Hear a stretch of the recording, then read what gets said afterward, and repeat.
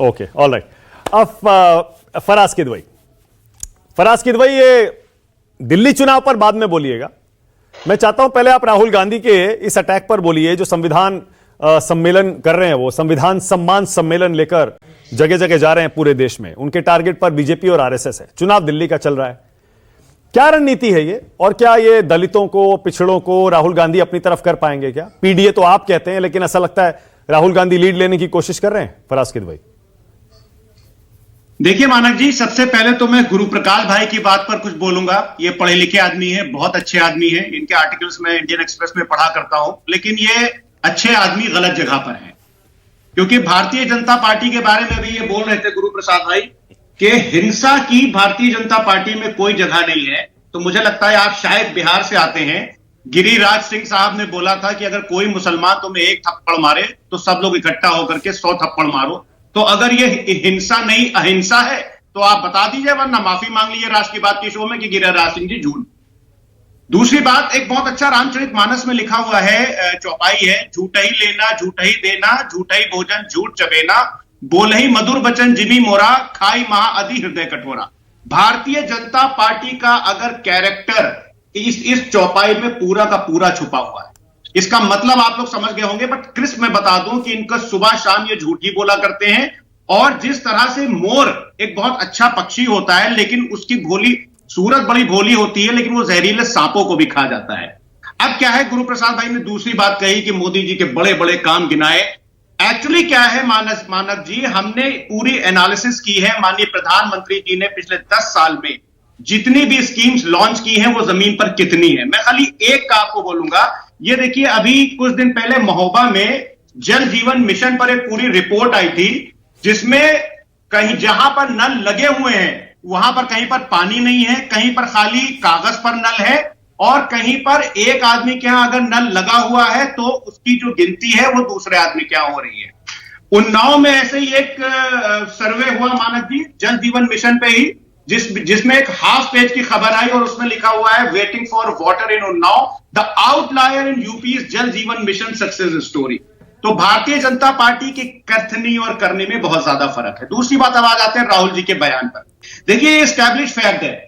यहां पर बैठे हुए हैं हमारे त्रिवेदी जी, ये अच्छी तरह से समझते होंगे कि सावरकर जी से गोलवरकर साहब तक और गोलवरकर से लेकर के भारतीय जनता पार्टी के वर्कर तक, इन्होंने कभी संविधान को माना नहीं और ना ही कभी इन्होंने आरक्षण की हिमायत की। मेरे पास ये बाइबल ऑफ आरएसएस सामने है। इसमें आप देखिए बहुत सारे ग्रीन टैग्स लगे हुए हैं, वो मैंने हाईलाइट कर रखे हैं। इसमें गोलवरकर साहब संविधान के बारे में क्या बोलते हैं, इसके पेज नंबर 238 पर लिखा हुआ है। अगर आप इसको पढ़िएगा तो इसमें खाली मैं 2 लाइनें पढ़ के बता दूं। इसमें लिखा है, our constitution too is just a cumbersome and heterogeneous piecing towards of various constitution of western countries, और इसमें हमारा अपना भारतीयता जैसा कुछ नहीं है। विजय त्रिवेदी जी बैठे हुए हैं, ये इस बात की तस्दीक कर देंगे। संविधान के बारे में ही 13 मार्च सन 2000 को हिंदुस्तान टाइम्स की खबर के हिसाब से आरएसएस के ट्रिस्ट विद पॉलिटिक्स के पेज नंबर 268 पर लिखा हुआ है, जहां पर के सुदर्शन साहब बोलते हैं कि इंडियन कॉन्स्टिट्यूशन को स्क्रैप कर देना चाहिए। अब हम आ जाते हैं, अभी आप दलितों की बात कर रहे थे, सबकी बात कर रहे थे। मैं तो सिर्फ एक चीज बोलना चाहता हूं मानव जी, कि आज दलितों का जो हाल है, खासकर उत्तर प्रदेश की अगर आप बात करिए, बल्कि हम तो पूरे बोलते हैं कि पूरी कंट्री में जो दलितों का हाल है वो किसी से छुपा नहीं हुआ है। नहीं, वो ठीक है फराज भाई, एक सेकेंड। नहीं, मेरा सवाल ये था, राहुल गांधी लीड ले रहे हैं, पीडीए का नारा आपने दिया, संविधान सम्मान सम्मेलन राहुल गांधी पूरे देश में घूम घूम कर रहे हैं। आपको कहीं बेचैनी तो नहीं है कि पीडीए में से वो डी निकाल कर ले जाएंगे और पी भी हो सकता है ले जाएं, और ए पर तो पहले ही लड़ाई चल रही है। मानक जी, पिछले 4-5 दिनों से कई न्यूज चैनल्स में मैं गया और काफी कोशिश की गई कि हमारी और कांग्रेस की कुछ ना कुछ लड़ाई कराई जाए, कुछ ना कुछ झगड़ा कराया जाए, लेकिन ऐसा कुछ नहीं है। राहुल गांधी जी भी पीडीए के लिए लड़ रहे हैं। आदरणीय अखिलेश यादव जी, जो इस देश के भावी प्रधानमंत्री हैं, वो भी पीडीए के लिए लड़ रहे हैं। ये देखिए, इंडिया कमाल है। फिर आप कह रहे हैं कि हम राहुल गांधी से लड़ेंगे नहीं। लड़ लिए आपने कह दिया अखिलेश यादव भावी प्रधानमंत्री है। हाँ, तो क्यों नहीं हो सकते? हाँ, भाई इस लोकतांत्रिक व्यवस्था में मानक जी आप भी दिल्ली प्रदेश के मुख्यमंत्री हो सकते हैं। नहीं, हम नहीं। समाजवादी पार्टी के एक छोटे से कार्यकर्ता हैं। मेरी यह ख्वाहिश है कि आदरणीय अखिलेश यादव जी इस देश के प्रधानमंत्री बने तो इसमें ठीक है, लड़ाई कहां से आप हो? देखिए, आप कह रहे हैं कि आप लड़ाई नहीं करेंगे, दिल्ली में आम आदमी पार्टी को सपोर्ट कर दिया, कांग्रेस का साथ छोड़ दिया।